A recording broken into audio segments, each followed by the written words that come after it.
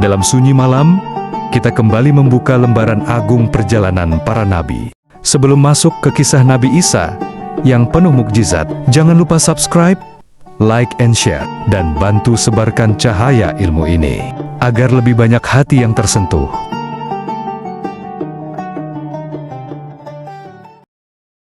Assalamualaikum warahmatullahi wabarakatuh. Inilah kisah Nabi Isa, sang utusan yang membawa cahaya di tengah gelapnya zaman. Tanda-tanda seorang nabi. Di halaman Baitul Maqdis yang tenang, Isa kecil tumbuh dalam asuhan Maryam. Rambutnya hitam lembut, wajahnya bersih, tutur katanya dewasa melebihi umurnya. Para ulama Bani Israel memperhatikannya. Sebagian kagum, sebagian gelisah, karena bocah ini berbeda. Di halaman Baitul Maqdis, Maryam duduk mengawasi Isa yang sedang bermain tanah liat. Membentuk sesuatu, Maryam bertanya, "Isa, apa yang sedang engkau buat, wahai buah hatiku?" Isa menjawab sambil tersenyum lembut, "Sebuah burung, Ibu. Aku ingin menunjukkan kepada Bani Israel sesuatu yang Allah izinkan." Dua lelaki tua pengajar Baitul Maqdis mendekat dengan tatapan penasaran. Ulama itu berkata, "Maryam, anakmu ini sering membuat kami heran. Kata-katanya, pertanyaannya tidak seperti anak kecil." "Maryam, Isa hanya melakukan apa yang Allah tetapkan baginya," berkata ulama yang lain, mengamati tanah liat. "Apa yang hendak kau lakukan, wahai anak Maryam?" Isa menjawab, "Jika Allah menghendaki, ia akan hidup." Mukjizat burung dari tanah liat. Isa memegang tanah liat yang telah dibentuk seperti burung. Ia memejamkan mata sebentar. Isa berkata, "Aku ciptakan bagimu dari tanah bentuk burung, lalu aku meniupnya, maka ia menjadi burung yang hidup dengan izin Allah." QS Ali Imran 49. Isa meniup. Tanah liat itu bergetar, lalu terbang sebagai burung sungguhan. Sayapnya mengepak pelan di atas kepala para ulama. Salah satu ulama bertanya sambil mundur, gemetar, "Apa itu?" Ulama yang lain berbisik ketakutan. "Ini seperti tanda-tanda yang disebut dalam kitab." Maryam berkata dengan lembut dan tegar, "Ini bukan sihir. Ini adalah karunia Robku." Para ulama saling pandang. Kekaguman bercampur kecemasan. Pengajaran pertama. Isa kecil duduk di tengah lingkaran murid Baitul Maqdis. Seorang guru tua bertanya. Guru itu bertanya kepada Isa, "Wahai Isa, apakah engkau memahami hukum kesucian yang kami ajarkan kemarin?" Isa menjawab, "Aku memahaminya, Guru.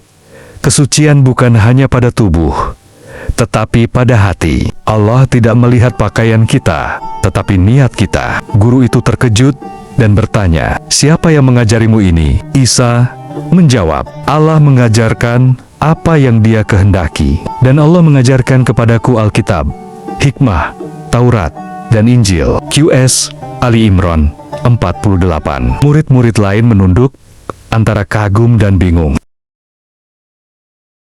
Bisikan para ulama. Dua ulama berjalan di lorong batu Baitul Maqdis. Salah satu ulama berkaya, "Jika anak itu tumbuh dewasa, pengaruhnya akan besar." Ulama lain menjawab, "Bani Israel akan mengikutinya, dan itu mengancam kedudukan kita." Ulama yang tadi berkata, "Kita harus memantau dia dari dekat." Isa menyembuhkan anak sakit.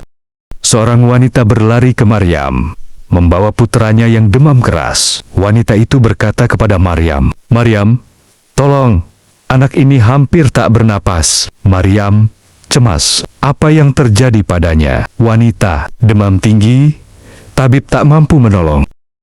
Isa mendekat dengan langkah kecil. Isa berkata, "Wahai ibu, bawalah dia dekat padaku." Wanita itu dengan gemetar menyerahkan anaknya. Isa berkata lagi, "Dengan izin Allah, aku sembuhkan engkau dari penyakit ini." QS Ali Imran 49. Ia menyentuh dada anak itu.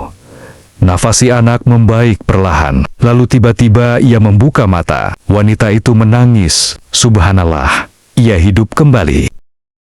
Maryam merangkul Isa lembut dan berkata, "Segala puji bagi Allah atas karunia-Nya." Tanda-tanda kenabian makin kuat.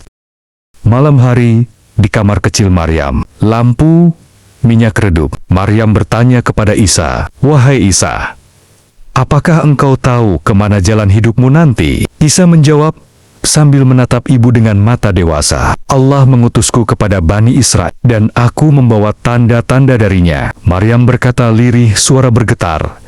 Dan beliau berkata, "Aku takut mereka menyakitimu, wahai putraku." Isa menjawab, "Jangan bersedih, ibu. Allah bersamaku selama aku hidup. Dan dia memberkati aku dimanapun aku berada." QS Maryam 31. Maryam memeluknya erat, seolah tahu bahwa anak ini bukan sekadar putra, tapi seorang nabi yang jalannya penuh ujian. Di usia yang masih belia, Isa telah menunjukkan mukjizat demi mukjizat. Sebagian manusia beriman, sebagian lain justru merencanakan makar. Dan perjalanan kerasulan Isa baru saja dimulai.